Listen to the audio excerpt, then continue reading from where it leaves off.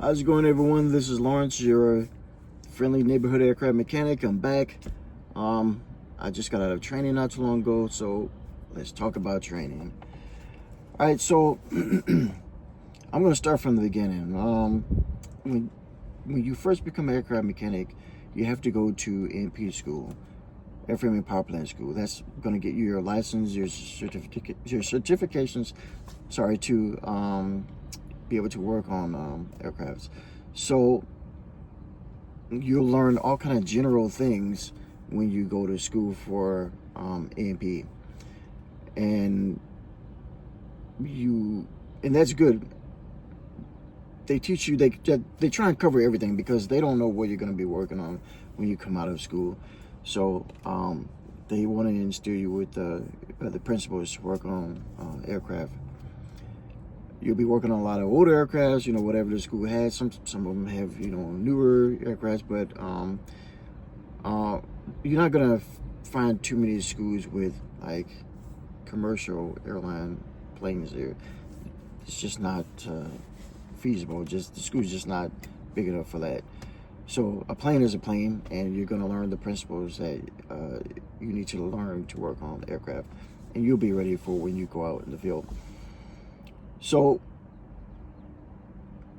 you have to take a oral and a written and a practical test with the FAA to get your license. A written test is 125 questions. No, 125 or 150 questions, I believe. And I believe it's 150 questions. And after you have to take your written for your airframe and your written for your power plant. You have to take practical, where you have to perform certain tasks for your airframe and for your power plant, and then you have to answer questions that the examiner asks you for your airframe and for your power plant. Once you pass all those, then you get your license to work on aircrafts, and you can go to work working on airplanes. So let's say you get your license and you're ready to work. You get hired by the airlines. When you get to the airlines are going to teach you what they want you to know. And what I mean by that is different airlines have a different fleet of planes. A lot of these airlines kind of have the same planes, you'll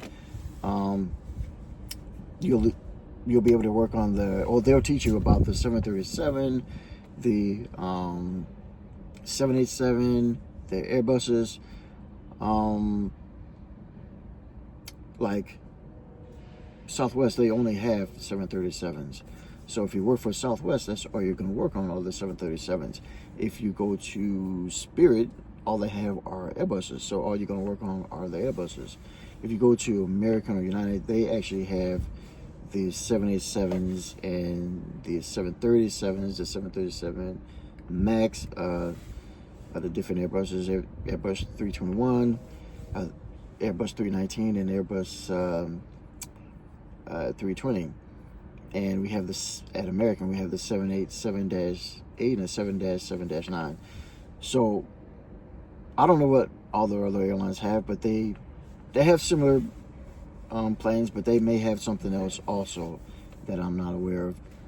But that airline will teach you how to work on those aircrafts, because you have to be qualified to work on those aircrafts, and they will qualify you to work on the aircraft so you can go out and do your job. So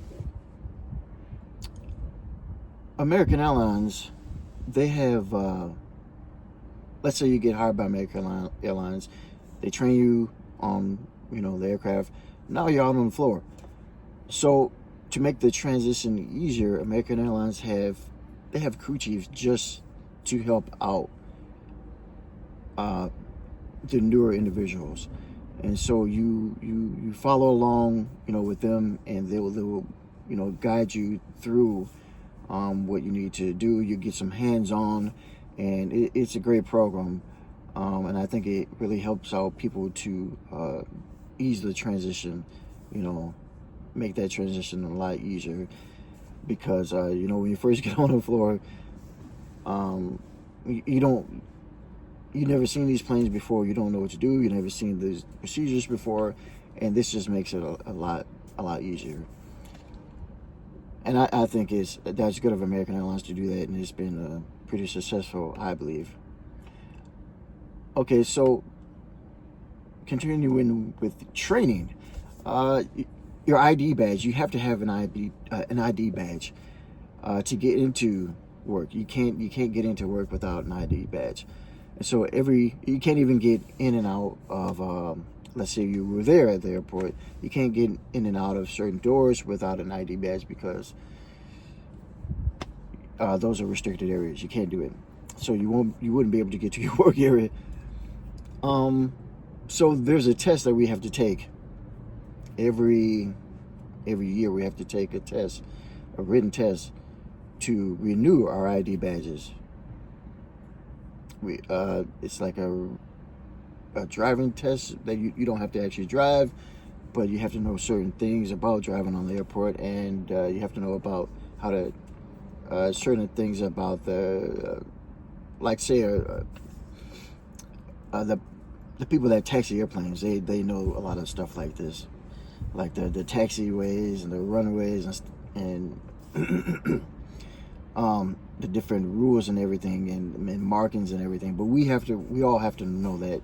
And it's the whether you're taxiing a plane or not, it's the city that's implementing this. So whatever airlines you go to, you're still going to have to do this. It's the city. It's not any airlines that's doing it. It's not American or whoever else. That's just something we all have to abide by. Okay, so there's so many different types of training that we have to do. We have to do core training. So